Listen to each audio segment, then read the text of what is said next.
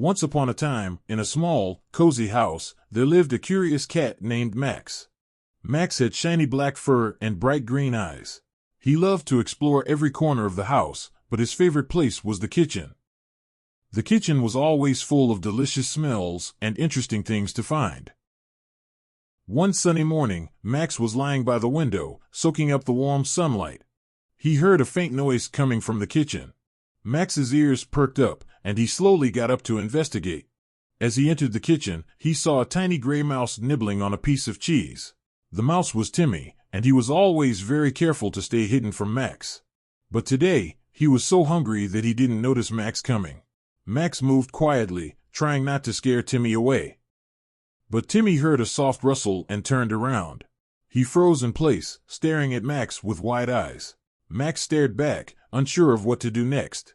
He had never been so close to a mouse before. Timmy decided to make a run for it. He darted across the kitchen floor, heading for a small hole in the wall.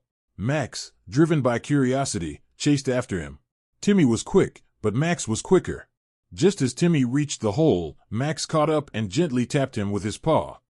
"Please don't hurt me," Timmy squeaked, trembling with fear. Max tilted his head and sat down. "I'm not going to hurt you," he said softly. "I just want to talk." "What's your name?" Timmy was surprised. He had always thought that cats were dangerous. "My name is Timmy," he replied cautiously. "Why do you want to talk to me?" "I've never had a friend like you before," Max said.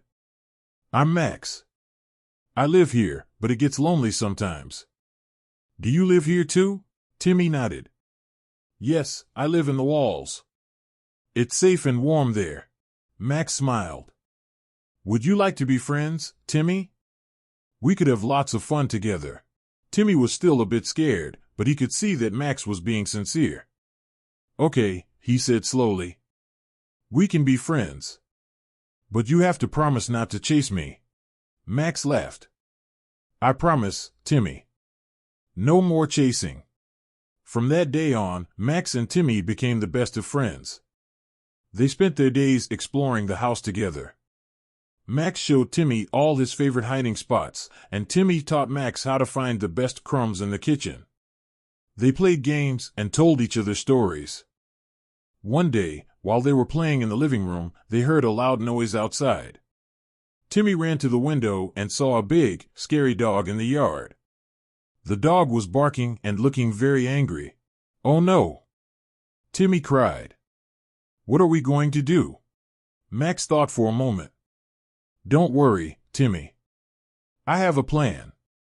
Follow me." Max led Timmy to the back door, which was slightly open. They squeezed through and quietly made their way to the yard. Max climbed up a tall tree and called down to the dog. "Hey, over here!" Max shouted. The dog looked up and saw Max sitting on a high branch. The dog started barking even louder and ran towards the tree. Max quickly climbed higher, making sure the dog couldn't reach him. While the dog was distracted, Timmy slipped past and ran back into the house. Max waited until the dog was tired and walked away. Then he climbed down and went back inside. Timmy was waiting for him, looking worried. "Are you okay, Max?" Timmy asked. Max nodded. "Yes, I'm fine. The dog is gone now. You don't have to worry." Timmy sighed with relief. "Thank you, Max. You saved me." Max smiled. "That's what friends are for, Timmy." As time went by, Max and Timmy's friendship grew stronger. They learned to trust each other completely. Max was always there to protect Timmy, and Timmy always found ways to cheer Max up when he was feeling lonely. One evening, as they were sitting by the fireplace, Timmy looked up at Max and said, "I'm glad we're friends, Max. You've shown me that not all cats are scary." Max purred softly. "And you've shown me that mice can be great friends. I'm glad we met, Timmy." From that day on, Max and Timmy knew that they would always be there for each other. They continued to have many adventures, always looking out for one another. And in their little house, filled with warmth and love, they lived happily ever after.